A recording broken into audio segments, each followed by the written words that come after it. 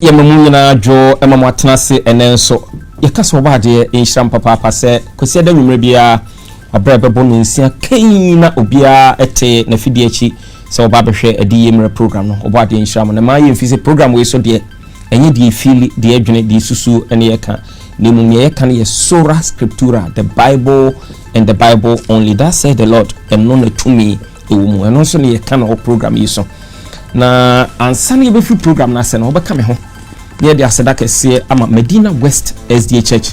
So for penny or dasafuna asafum penimfu nyinada any asafuma any domo e be free voter region as far as voter region eba program no mu nyina na yakasa obade enhyiram papa mu comporto mu ho so kama to obade enhyiram Medina West SDA Church na yenua ba ko aye fro Kelvin anane awo Sutum SDA Church. Kelvin obade enhyiram papa wa ma ade no aba beka ye nsa ene na me gina Kelvin die so na me de ato amanfo anim se mo da roma muntwamra Macedonia emra meboa program we any programs nkaya ye no because he has papa aye de betua airtime no sisi kura da akwa 7 TV stations 7 kind of say 7 different programs inti ebe koso asrem se musika amotoma ne ye no enu ye titia ne nkakrakra ye de atua airtime no inti mo modern so opese o send ska ebe support program we any programs nkaya na ye no me patcho number bit me send usika na koso no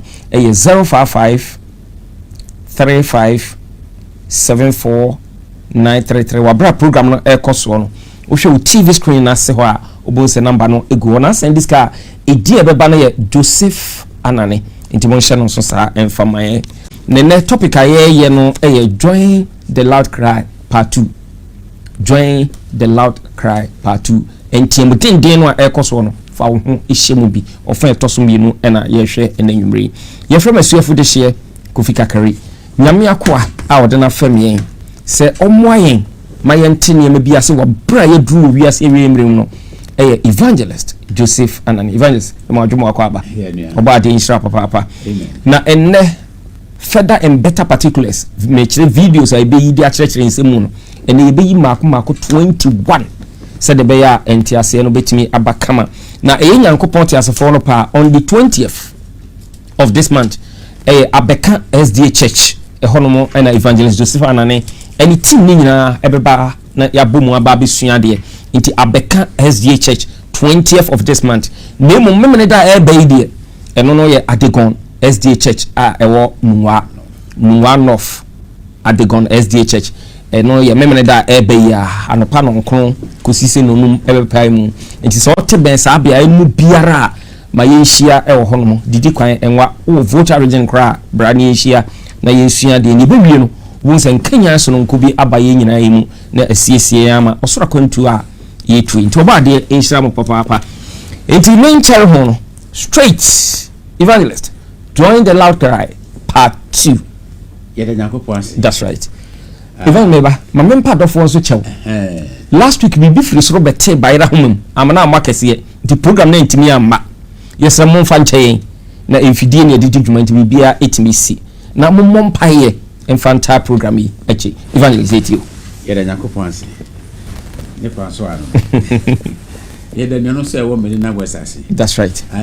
No omho ye bi nwanwa on se yekosa no a nia yesua no nanka yesua no na wotwe ne kind of week of revival. That's right. And so this time the kwa ye dida ko ene so ni nyina na no multimate trance ba kokora nkofi imumre wa nyina trance anya easy ye de nyakopon ase nyakopon show Medina West. That's right. O ma set record aka ma ko ni no bi and me person me can on a higher serious note say encha na Yesu aba. That's right. Enche Kristo aba enti ye bra ye wo mu yi eye bra ye de bo bra ti se on se kane Israel se sofo no be ko konkron bia ho no a onyankopon on pese obi yeranti odi kan che tutubento din o ma sofo no yes adwuma no and du ansana program na abaso pata da na abaso ne pata da na nkasa no obia edin pai boni monadi na transit side da wonyinara. That's right. The ghost of any baby so for ni wi a no din shiraba ti wa wan ka oboni wan fa wan sha jumadi no mu nyankopon be firi so wa ku sa na e wo bible. That's right. ɛno bi na mepɛ sɛ yɛ nyinaa no yɛde adusua na yɛbɔ saa bra no bi obi ɛnkyɛ te sɛ Kristo ɔba hyesi yɛ yi na sɛ bɛyɛ a yɛabrabɔ no bɛsɛ Onyankopɔn ani. That's right. ɛntɔ die kɔnkɔnsan dwamammɔ yɛmafi ne nyinaa yɛnyi firi akɔ mu ɛ sɛ yɛbra so ankasa na yɛkɔ so yi no na ɛnti a meka sɛ no bɛte ase. That's right. Nyankopɔn hyira mo. Very well. Join the loud cry part 2. Essence ni ɛbɛ nti no yɛwɔ TV so ɛteɛ mo sɛ Nyankopɔn ma wɔ asafo ahodoɔ mu no ɔmo mfiri mu na deɛ bɔfo no aka wɔ edi sɛ mete do nwɔtwe kyekyemu 9 ne nwɔtwe kyekyemu 9 ne num apto ɛne Isaiah atwerɛ no ɛgye do num nwɔtwe kyemu baako ma wɔ ne so sɛ totorobɛnto ɛno dɔ ho ne paa mu ka meman ɛne Jacob fie bɔne ɛkyerɛ wɔ ɛna Revelation 18:4 no nso sɛ meman mumfiri mu na mo anya ne bɔne ne bi na mo anya na so twen ne bi na ne bɔne atotoa abɛduru Nyankopɔn anim na Nyankopɔn akai na mu yo. That's right. Se Bible ka saa no a na kyerɛ sɛ ɛbra so sɛ Nyankopɔn bɛtua ɔmo wasase ne so ka. That's right. Sɛ ne bɔne ɔmbɔne abɛduru Nyankopɔn anim na Kristo kɔ no de kyerɛ gyae ɛma yɛ bɔne mienu bi sɛ ɛno ba de a na kyerɛ sɛ yɛkuru ana yɛ ma baako yɛ Lot brɛ so baako yɛ Noah brɛ so ɛna me kyerɛ mu nwumere sɛ saa bɔne mienu no wiase apagya mu baako de yɛayɛ ne agoso yɛ baako aka na bɛtɔ so mienu no yɛahyɛ ahyɛ nso ɛto ho foundation kyerɛ sɛ yɛahyehyɛ ho yɛato ho fapem awie na aka sɛ ɔmo de block bɛsisi so na kyerɛ sɛ adeɛ no adane bɔne kɛseɛ ama wiase ɛnti me nka ma ne nkyɛ no yɛmmɔ video yɛdi kan ansa. Okay. Production madam na de yɛwɔ mo so pa video 1 wadaro mo room for my. May I take it that the Assembly wishes to adopt draft resolution A/70/L1? It is so decided.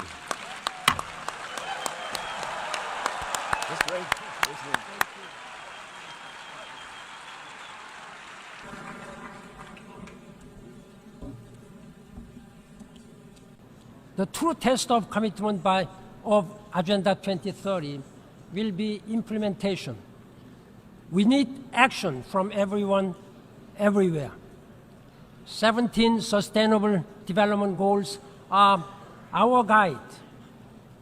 They are a to-do list for people and planet and the blueprint for UN Secretary General watwamu banking mu adenti ne bon video no evangelist.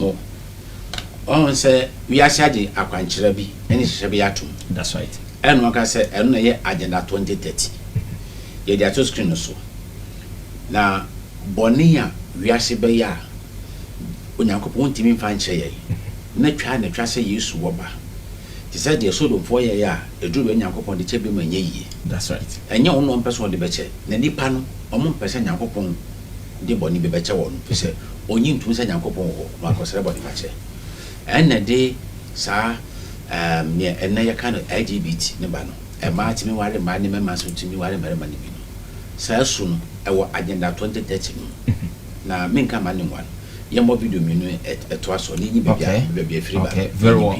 Production videos 2 and 3 and also Adaroma room for my. Madame Tupoy Lasser, President of the Human Rights Council, distinguished members of the Council, Ms. Navi Pillay, UN High Commissioner for Human Rights, Excellencies, ladies and gentlemen, I am pleased to address this historic Human Rights Council session. Some say that sexual orientation and gender identity is a sensitive subject. I understand. Like many of my generation, I did not grow up talking about these issues. But I learned to speak out because lives are at stake and because it is our duty under the United Nations Charter and the Universal Declaration of Human Rights to protect the rights of everyone, everywhere. The High Commissioner's report documents disturbing abuses in all regions, with a pattern of violence and discrimination directed at people just because they are gay, lesbian, bisexual, or transgender. There is a widespread bias at jobs, schools, and hospitals, and appalling violent attacks including sexual assault. People have been imprisoned, tortured, even killed. This is a monumental tragedy for those affected and a stain on our collective conscience. It is also a violation of international law. You, as members of the Human Rights Council, must respond. To those who are lesbian, gay, bisexual, or transgender, let me say, you are not alone. Your struggle for an end to violence and discrimination is a shared struggle. Any attack on you is an attack on the universal values the United Nations and I have sworn to defend and uphold. Today, I stand with you, and I call upon all countries and people to stand with you too. A historic shift is underway.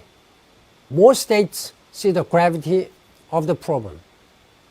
I firmly oppose conditionality on aid. We need constructive actions. The High Commissioner's report points the way. We must tackle the violence, decriminalize consensual same-sex relationships, ban discrimination, and educate the public. We also need regular reporting to verify that violations are genuinely being addressed. I count on this Council and all people of conscience to make this happen. The time has come. We should all be outraged when people suffer discrimination, assault, and even murder simply because they are lesbian, gay, bisexual, or transgender. We should all speak out when someone is arrested and imprisoned because of who they love or how they look. This is one of the great neglected human rights challenges of our time. We must right these wrongs. Governments have a legal duty to protect everyone, but far too many still refuse to acknowledge the injustice of homophobic violence and discrimination. We need to document this problem and share information with the states on a regular basis for discussion and action. We must institutionalize our efforts to address discrimination based on sexual orientation and gender identity. We need public education to change popular attitudes. Some will oppose change. They may invoke culture, tradition, or religion to defend the status quo. Such arguments have been used to try to justify slavery, child marriage, rape in marriage, and female genital mutilation. I respect culture, tradition, and religion, but they can never justify the denial of basic rights. My promise to the lesbian, gay, bisexual, and transgender members of the human family is this. I'm with you. I promise that as the Secretary General of the United Nations, I will denounce attacks against you, and I will keep pressing leaders for progress. I'm committed to leading a global campaign in partnership with the United Nations Human Rights Office. I count on others to join us. Together, we can make the world safer, freer, and more equal for everyone. Okay, I don't know your sign Emma Mokwaba bio. Say Momo share our Facebook man yesema monkoso and share. Evangelist Jane say boni nyina ekoso wi ase. Na mu boni mienu bi ho a Yesu boss say yehuna na chese ne maye no onam kwamu a oba. De di kan a lot and as a Sodom and Gomorrah. And a second one enso you know one na. Ya he boni no anasa fe ni ebe evangelist. Say yama penini bre wakasa pa besumenu. Aboy asame tofa. Wo se sudua pi.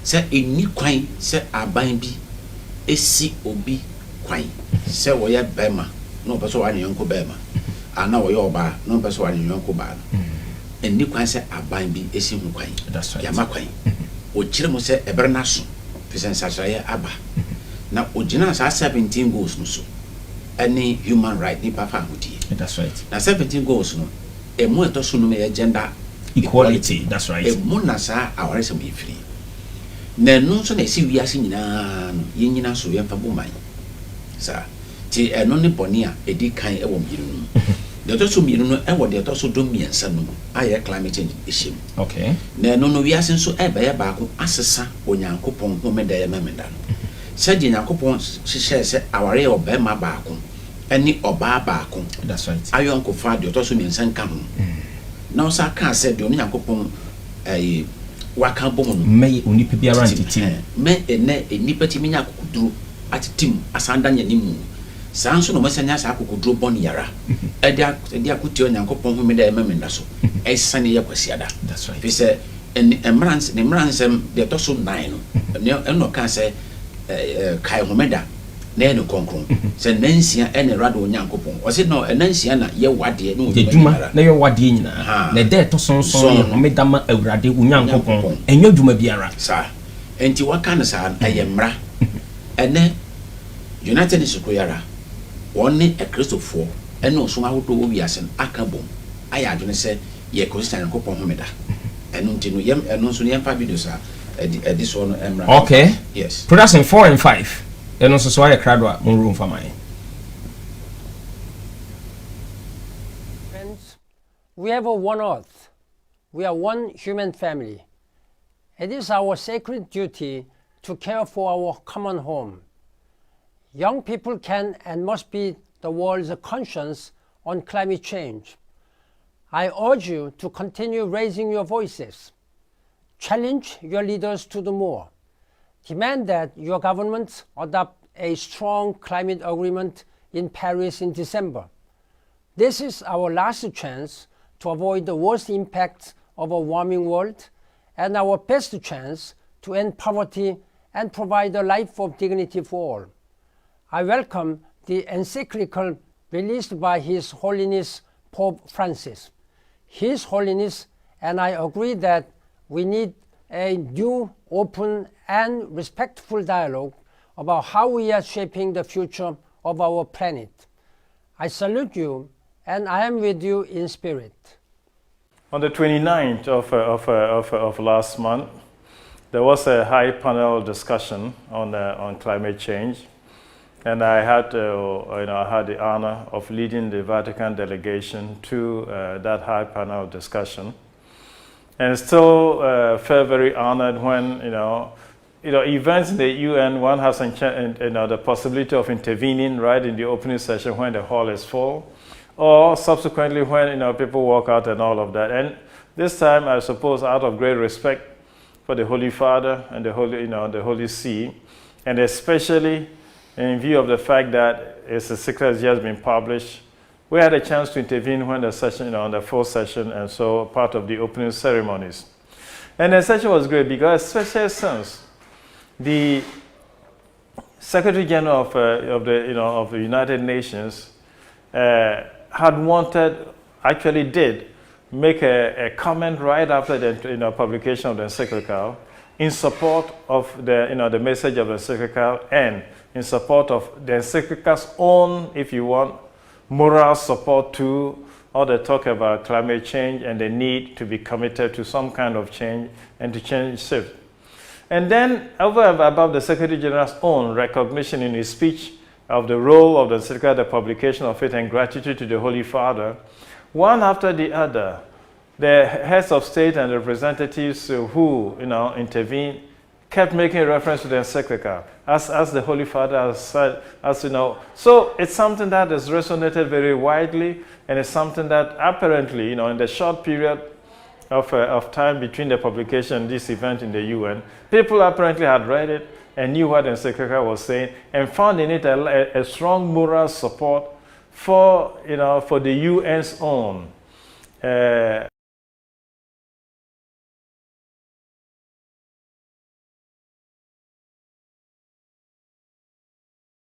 Sign Emma Kwaba Bill, Miss Follow program non kakra, Entiasiano Ebeba. If I say, that's right. I was a bank moon or Casse ye beko Paris a year climate change conference. And our can't also say Pope Francis encyclical or Manakwaba Wajiatum. That's right. Kao Bobia Samuko meeting on Paria ana encyclical so de kan fi se na bebi wo okay na so pepani Cardinal Jackson be kan say ono na odi Roman Catholic asofo ko mpanimfo nanim no mo de sa Laudato Si ye climate change encyclical that's right e de command mpanimfo yi ti ono akasa ka say amampanimfo eno ma be de chiri eni onsia ne mo nyina agitu that's right waka mo ti no mo agiatu mu no di o mo je tu no bie krata no a ni a ka no page 17 to 173 kata fa o hane do so miru no ne miensa no ena wa twere wo se kwasiada ena ye de ya sori kwasiada etisa juda fo homeda kwasiada no ena esan asase yade eni ye ne nyankopota miare eni ye so ne ankrankra yare sa na Pope Francis o kan ema papa ne se so pani ne se empenefo nyina de agia ena me titi bi so anwumre ena ye bosumi etoso num nida ebetoso son 7th May 2023 se enya nokre kwasiada enya homeda entise homeda so ena o se etise juda fo ni homeda onyankopon bo ade no nida etoso so ena oyo homeda that's right enti ebra nyankopon de homeda si wo no na nipa miru ne wo wiase Adam eni Eve that's right de ni bi eni ho to mo nti asesa etoso biu nyankopon homeda no wo hira so wate hu ena wa ye no kronkron that's right kwasi ada ye ntim eroso biu breso samuma etedun son chichimo du no son o se de wo nyankopon ehira no na wo hira no forever enti homeda no efritete de be se na di ko se da chi ni ena ne wie no ye hira so that's right kwasi ada nti se no kwasi ada ye da ye de yedwuma na ni enti a me chiro mo sa ne se ayi 17 goals so yakofa no emunum ebie kwa mema aware ma eno ye nyankopon sa na adwuma to so nsia obo awade that's right that to so nsia no obo awade en na that so no be ya homeda we ase hu no se de that to so nsia adwuma nyankopon ye no ya sai no je nso no yakofa that to so no ye homeda so de asai no ya se ye wi ye kuruwa ayema na chese adebo ahase na niema mienu onyankopon hira so eno ne wi ase tietia so e de ahye na gufu eno nso ne ye onyankopon ni kire so no obo ye sa no samne di wiase nim enti na wo se yentie mo na ne ma ewo safa hodo mu gidi ahodo mu enhu se bone bi koso no mo aba o ma ma ja be hye wo no eno de enya ntemu obufu kura no a me pa chewo me pa chewo yes me pa ne chewo se me pa ne chewo sa se o da be hye no fi se ebi esi so domfo eni tina me ka no sa no na onyankopon onya mu sa oboye nkoko